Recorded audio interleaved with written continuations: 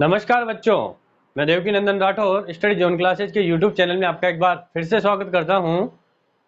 जैसा कि आप सब जानते हैं, अपन पढ़ रहे थे इलेक्ट्रोमैग्नेटिज्म यानी कि विद्युत चुंबकत्व, जिसका सेकंड पार्ट अपन स्टडी कर रहे थे, जिसका नाम था चुंबकत्व एवं चुंबकीय पदार्थों के गुण। क्या नाम था बच्चों? चुंबकत्व एवं चुंबकीय पदार्थों के गुण।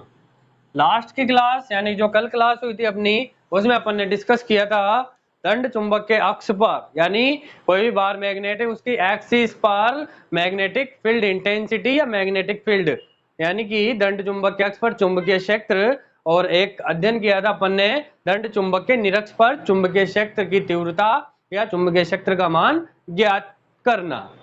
जो आज का हमारा टॉपिक है वो है इंपॉर्टेंट, जिसका नाम है भू चुंबकत्व। आज का जो हमारा टॉपिक है उसका नाम है भू चुंबकत्व यानी कि अर्थ मैग्नेटिज्म। ठीक है डियर स्टूडेंट्स, अर्थ मैग्नेटिज्म।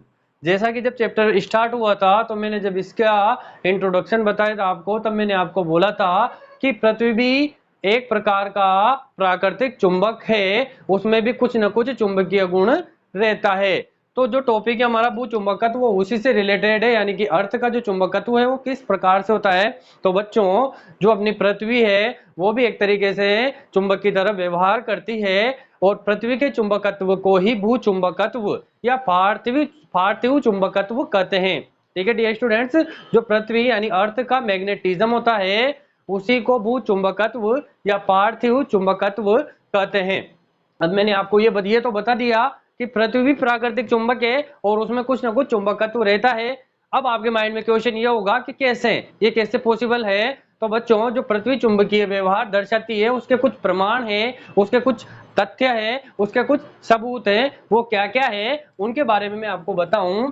तो सबसे पहला यह है कि यदि मैं किसी भी दंड चुंबक को किसी धागे से बांधकर स्वतंत्रता पूर्वक लटका दूं, कोई भी दंड चुंबक है उसको धागे से बांधकर, ये ऐसे धागे से बांधकर स्वतंत्रता पूर्वक लटका दूं, तो वह हमेशा उत्तर दक्षिण दिशा में आकर ठहरती है। किस दिशा में आकर ठहरती है? उत्तर दक्षिण दिशा में आकर ठहरती है। यह भी भू चुंबकत्व का एक प्रमाण है, एक सबूत है। दूसरा, यदि किसी लोहे के टुकड़े को मैं यदि पृथ्वी में गाड़ दूं तो कुछ समय पश्चात वह लोहे का टुकड़ा चुंबक बन जाता है। तो यह भी एक तरीके से पृथ्वी में चुंबकत्व होने का प्रमाण है, यानी पृथ्वी में कुछ ना कुछ चुंबकत्व होगा जिसके कारण ही तो वो लोहे का टुकड़ा चुंबक बना। ठीक है बच्चों। और तीसरा, यदि किसी दंड चुंबक की चुंबकीय क्षेत्र रेखाएं खींची जाए तो उदासीन बिंदुओं का प्राप्त होना। तो क्या प्राप्त होते हैं बच्चों? उदासीन बिंदु प्राप्त होते हैं। मैं आज आपको एक बात और बताना चाहता हूं कि मेरे पास कोई यदि दो फ्लैट चुंबक है, ये ऐसे चुंबक हैं, तो इन दोनों चुंबकों को यदि आप एक दूसरे के ऊपर स्लाइड करवाओगे, कुछ इस तरीके से स्लाइड करवाएंगे, तो जो इसके ध्रुव है वहां पर अट्रैक्शन फोर्स काफी ज्यादा होगा। वहां पर क्या होगा, वो दोनों सिरे आपस में एक दूसरे से बहुत जल्दी चिपकने का प्रयत्न करेंगे या प्रयास करेंगे। लेकिन जैसे ही आप इसे ऐसे धीरे धीरे धीरे धीरे एक दूसरे से कुछ दूरी पर स्लाइड करवाओगे, कुछ दूरी पर, तो एक जगह ऐसी भी आएगी, एक बिंदु ऐसा भी आएगा जहां पर आपको लगेगा कि दोनों चुंबक एक दूसरे को दूर धकेल रही है, यानी कि आपको ऐसा फील होगा कि इन दोनों चुंबकों के बीच में रिपल्शन हो रहा है, यानी कि प्रतिकर्षण हो रहा है। ऐसा भी बिंदु आता है। ठीक है डियर स्टूडेंट्स, तो ये बात हुई भू चुंबकत्व की यानी कि अर्थ मैग्नेटिज्म की। अब अपना अगला टॉपिक है भू चुंबकत्व का कारण। ये भी थोड़ा सा थ्योरेटिकल पार्ट है, यानी कि कॉज ऑफ अर्थ मैग्नेटिज्म। क्या है इसका नाम? Cause of earth magnetism. ये तो आपके सामने आ गया कि सर आपने तीन चीजें बता दी, तो इससे चलो ठीक है, वह पृथ्वी का भू चुंबकत्व होता है, पृथ्वी का चुंबकत्व होता है जिसे हम भू चुंबकत्व कहते हैं। लेकिन इसका कारण क्या है? पृथ्वी में जो चुंबकत्व आया वो क्यों आया, कहां से आया?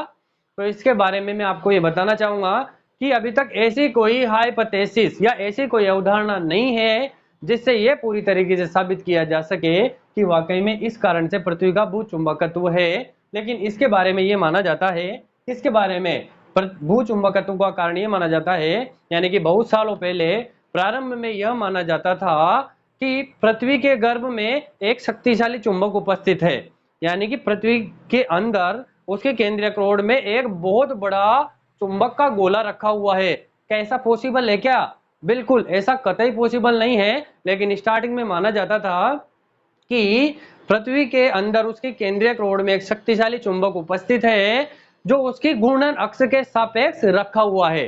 कहाँ रखा हुआ है? उसके घूर्णन अक्ष के सापेक्ष रखा हुआ है। लेकिन वास्तव में यह अवधारणा सही नहीं है, बिल्कुल गलत है।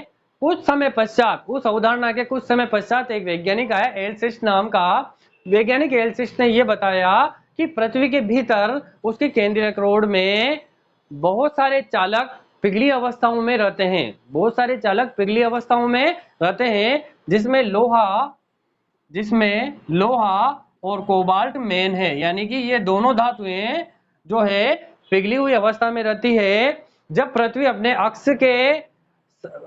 अपने अक्ष पर घूर्णन करती है या अपने अक्ष के सापेक्ष घूर्णन करती है तो संवहन धाराएं उत्पन्न होती हैं। इन पिघली धातुओं से संवहन धाराएं उत्पन्न होती है, जिसके कारण पृथ्वी का चुंबकीय क्षेत्र उत्पन्न होता है। अब बच्चों, मैंने अभी आपको ये बताया कि एलसिस्ट के अनुसार अनेक धातु यानी कि बहुत सारे चालक पिघली हुई अवस्था में रहते हैं।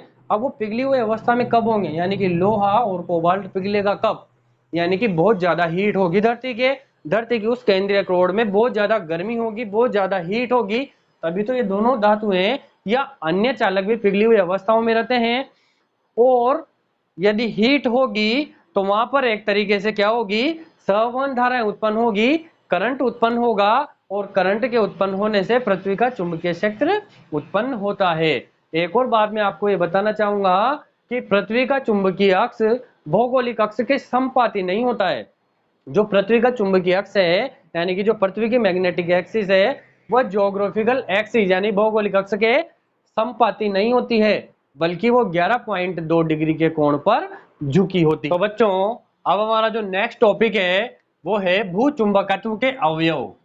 भू चुंबकत्व के अवयव, भू चुंबकत्व के अवयव यानी कि elements of earth magnetism, elements of earth magnetism, यानी कि भू चुंबकत्व के कुछ एलिमेंट है। वो क्या क्या है? भू चुंबकत्व के कुछ अवयव होते हैं। पहला है दिक्पात का कोण। पहला क्या है? दिक्पात का कोण। इसको बोलते हैं इंग्लिश में एंगल ऑफ डिक्लिनेशन, इसको बोलते हैं एंगल ऑफ डिक्लिनेशन। दूसरा है नमन कोण या नति कोण, इसको बोलते हैं एंगल ऑफ डिप। और थर्ड है पृथ्वी के चुंबकीय क्षेत्र का क्षैतिज घटक, पृथ्वी के चुंबकीय क्षेत्र का क्षैतिज घटक। ये तीन किसके अवयव हैं? भू चुंबकत्व के ये तीन अवयव हैं। और ये जो ऊपर के दोनों हैं ये बहुत ज्यादा इंपॉर्टेंट है। इस चैप्टर में से एक शॉर्ट क्वेश्चन बनता है कि what do you mean by angle of declination, या derive the definition of angle of declination. आप दिक्पात के कोण से क्या समझते हैं, या दिक्पात का कोण क्या होता है? इस तरीके से क्वेश्चन पूछे जाते हैं। यानी कि दिक्पात का कोण और नमन कोण या नति कोण इंपॉर्टेंट है, तो ध्यान से समझे इसको। ये तीनों अवयव है किसके? भू चुंबकत्व के, जिसका पहला जो अवयव है वो है दिक्पात का कोण। तो बच्चों, दिक्पात का कोण क्या होता है? ध्यान से सुनना। चुंबकीय याम्योत्तर व भौगोलिक याम्योत्तर के मध्य बनने वाले कोण को या बनने वाले न्यून कोण को ही दिक्पात का कोण कहते हैं। क्या हुआ बच्चों? दिक्पात का कोण चुंबकीय याम्योत्तर व भौगोलिक याम्योत्तर के मध्य बनने वाले न्यून कोण को दिक्पात का कोण कहते हैं। ठीक है डियर स्टूडेंट्स, अब बात करते हैं चुंबकीय याम्योत्तर की और भौगोलिक याम्योत्तर की। यानी कि जब चुंबकीय याम्योत्तर, तो मैंने आपको बता दिया था कि चुंबकीय याम्योत्तर क्या होता है। चुंबकीय याम्योत्तर किसे कहते हैं? एक बार और रिपीट कर देता हूं। चुंबकीय अक्ष से गुजरने वाला काल्पनिक ऊर्ध्वाधर तल क्या कहलाता है? चुंबकीय याम्योत्तर कहलाता है। और भौगोलिक याम्योत्तर किसे कहते हैं? भौगोलिक दक्षिणी ध्रुव व भौगोलिक उत्तरी ध्रुव को मिलाने वाली रेखा से गुजरने वाला ऊर्ध्वाधर तल भौगोलिक याम्योत्तर कहलाता है। और चुंबकीय याम्योत्तर और भौगोलिक याम्योत्तर के मध्य जो कोण होता है, न्यून कोण होता है, उसी कोण को कहते हैं एंगल ऑफ डिक्लिनेशन या दिक्पात का कोण। अंडरस्टैंड बच्चों? आई होप आपको समझ में आ गया होगा।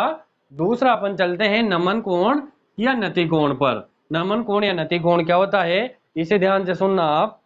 चुंबकीय याम्योत्तर में, किसमें? चुंबकीय याम्योत्तर में पृथ्वी के परिणामी चुंबकीय क्षेत्र की दिशा, चुंबकीय याम्योत्तर में पृथ्वी के परिणामी चुंबकीय क्षेत्र की दिशा व क्षैतिज दिशा के मध्य बनने वाले कोण को नमन कोण या नति कोण या एंगल ऑफ डीप कहते हैं। एक और बात ध्यान रखना यहाँ पर कि पृथ्वी के जो चुंबकीय ध्रुव है वहां पर नमन कोण का मान 90 डिग्री होता है, जबकि निरक्ष पर नति कोण का मान 0 डिग्री होता है।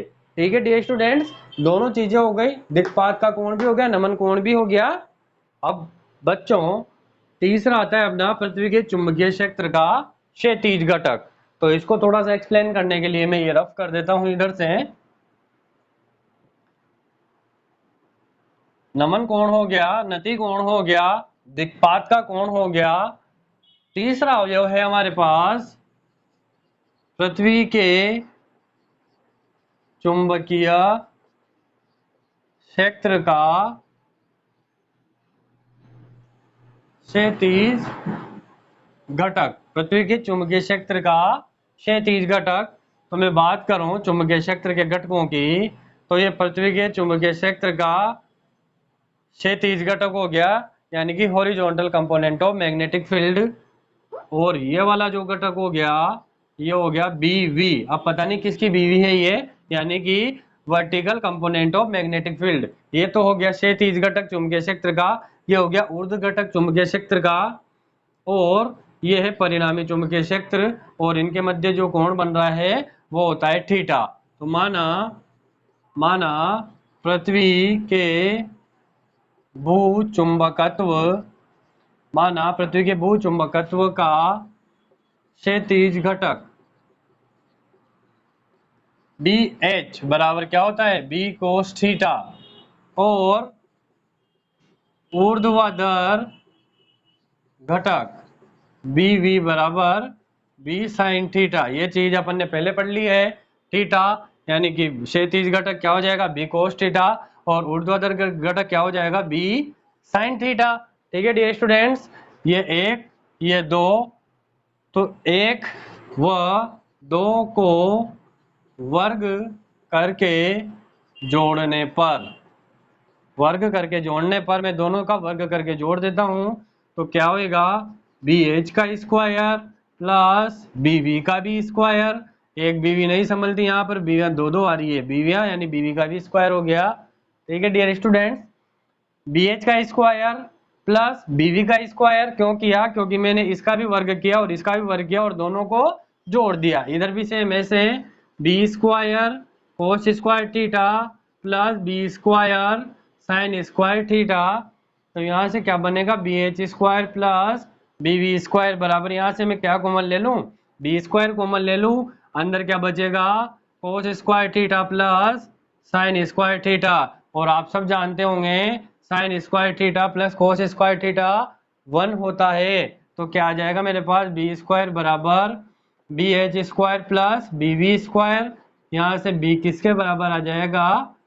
B H square plus B V square के। ये परिणामी चुंबकीय क्षेत्र का घटक आ गया है। ठीक है डियर स्टूडेंट्स, एक और चीज इसी में, यदि मुझे दिशा निकालनी हो, एंगल निकालना हो, तो टेन थीटा क्या आ जाएगा इसमें? टेन थीटा होता है लंब बटा आधार। टेन थीटा क्या होता है? लंब बटा आधार। तो लंब क्या है? बीवी, आधार क्या है? B H. तो बीवी किसके बराबर आ जाएगी? बी एच टेन थीटा के बराबर क्या आ जाएगी? बीवी।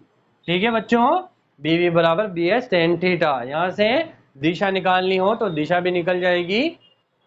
तो ठीक है बच्चों, भूचुंबकत्व हो गया, भूचुंबकत्व का कारण हो गया, और भूचुंबकत्व के 3 अवयव हो गए, जिसमें से दिक्पात का कोण और नमन कोण बहुत ज्यादा इंपॉर्टेंट है। 1 नंबर में या 2 नंबर में हमेशा क्वेश्चन पूछा जाता है, तो ध्यान से पढ़ें, समझें। ठीक है डियर स्टूडेंट्स, अब अपन चलते हैं आगे वाला टॉपिक जो अपना है, वो छोटा सा टॉपिक है, मैं उसके बारे में भी डिस्कस कर लेता हूँ आज की ही ऑनलाइन क्लास में। कहाँ पर? स्टडी जोन के यूट्यूब प्लेटफॉर्म पर। ठीक है बच्चों, तो हमारा जो नेक्स्ट टॉपिक है वो ये है चुंबकत्व के लिए गाउस का नियम। चुंबकत्व के लिए गाउस का नियम क्या हो जाएगा? Gauss law of magnetism. इसको क्या बोलते हैं? Gauss law of magnetism. छोटा सा है, इसको लिख देता हूं।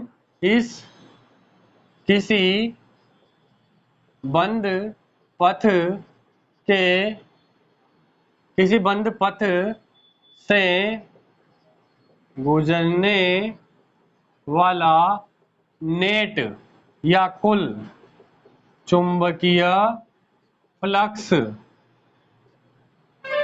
0 होता है या 0 होता है। इसी को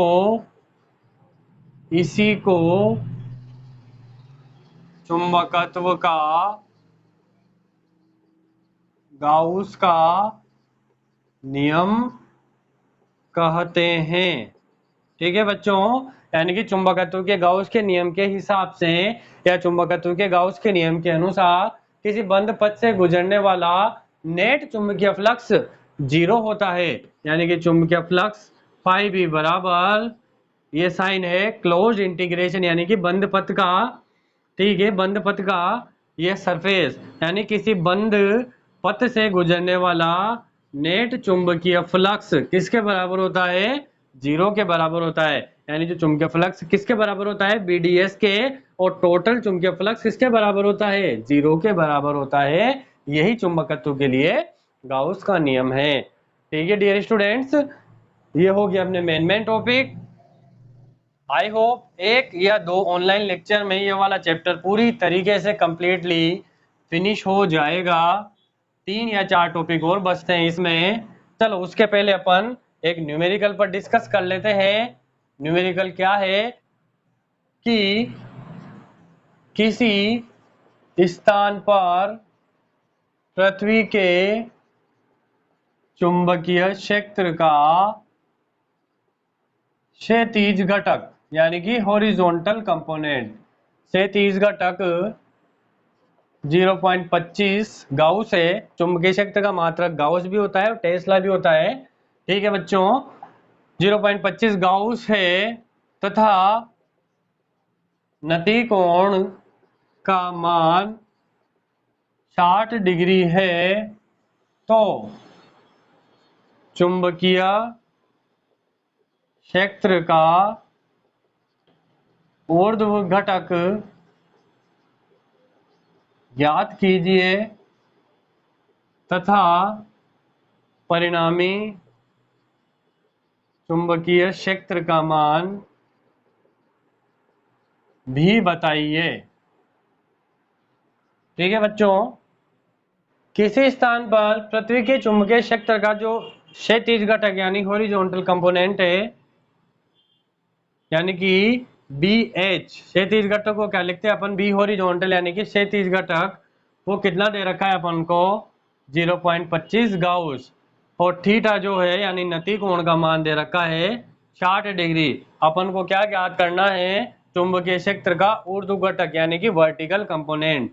क्या ज्ञात करना है? Vertical component of magnetic field ज्ञात करना है, और परिणामी चुंबकीय क्षेत्र भी हमें ज्ञात करना है। तो ज्ञात कैसे करते हैं अपन? चूंकि हम जानते हैं कि B tan थीटा बराबर, मैंने आपको बता दिया था, tan थीटा बराबर किसके होता है? BV अपॉन BH के। तो यहाँ से BV बराबर क्या आ जाएगा? BH tan theta. तो BV बराबर BH कितना है मेरे पास? 0.25 इंटू tan थीटा कितना है मेरे पास? 60 डिग्री। और आप सब जानते होंगे कि टेन चार्ट का मान हमेशा √3 होता है, तो BV बराबर 0.25 इंटू √3। और √3 किसके बराबर होता है बच्चों? 1.732, 1.732 के। तो मान रख देते हैं यहाँ पर 0.25 इंटू 1.732 में इसको यदि मल्टीप्लाई करूँ तो 25 दुआ क्या जाएगा 50, 5 और यहाँ से कितना आ जाएगा ये 0। ठीक है डियर स्टूडेंट्स, पॉइंट कितने अंक छोड़कर है? 3 2 5, 1 2 3 4 5, 5 अंक छोड़कर पॉइंट लगा दूं तो वर्टिकल कंपोनेंट कितना आ गया मेरे पास? 0.433 गाउस। आंसर क्या आ गया मेरे पास? 0.433 गाउस आ गया। ये तो क्या आ गया? चुंबकीय क्षेत्र का ऊर्ध्व घटक आ गया। अपन को एक चीज और ज्ञात करनी है, परिणामी चुंबकीय क्षेत्र भी ज्ञात करना है। तो हम जानते हैं चुंबकीय क्षेत्र का क्षैतिज घटक BH बराबर क्या होता है? B cos थीटा होता है। ये होता है डियर स्टूडेंट्स। तो यहाँ से B बराबर किसका आ जाएगा? BH अपॉन cos थीटा के। तो B बराबर BH कितना दे रखा है? 0.25 और cos कितना आ जाएगा? 60। हाँ, यहाँ पर यदि अपने पास वर्टिकल कंपोनेंट होता यानी कि ऊर्ध्व घटक होता तो मैं यहाँ पर BV बराबर 20 sin थीटा लिखता, लेकिन हमें क्या दे रखा है? ऊर्ध्व घटक दे रखा है और हमें निकालना है परिणामी चुंबकीय क्षेत्र। तो ठीक है डियर स्टूडेंट्स, B बराबर BH अपॉन cos थीटा। तो B बराबर 0.25 cos 60 बराबर होता है 1/2 और 1/2 को मैं लिख देता हूँ 0.5। ठीक है बच्चों, यहाँ से पॉइंट उड़ाया, 2 0 नीचे बढ़ी, यहाँ से पॉइंट उड़ाया, 1 0 ऊपर बढ़ी। तो B बराबर 250/500, यानी कि आंसर क्या आ गया मेरे पास? 25 से कट गया 2 बार, 1/2 यानी कि 0.5। क्या आ गया? 0.5 टेस्ला या गाउस। गाउस दे रखा है अपने पास, तो 0.5 गाउस। ठीक है डियर स्टूडेंट्स, आई होप आपको समझ में आ गया होगा। यदि फिर भी आपको कोई प्रॉब्लम आती है तो आप कमेंट बॉक्स में कमेंट कर सकते हैं और मुझे बता सकते हैं कि सर मुझे इस जगह पर प्रॉब्लम आ रही है। मैं उस प्रॉब्लम का पूरी तरीके से समाधान करूंगा, पूरी तरीके से उसका एक्सप्लेनेशन दूंगा। इसके आगे के जो टॉपिक्स हैं, जो आगे का रिमेनिंग चैप्टर है, उसको अपन कल की ऑनलाइन क्लास में डिस्कस करेंगे। आज के लिए बस इतना ही। मुझे दीजिए इजाजत। जय हिंद, जय भारत।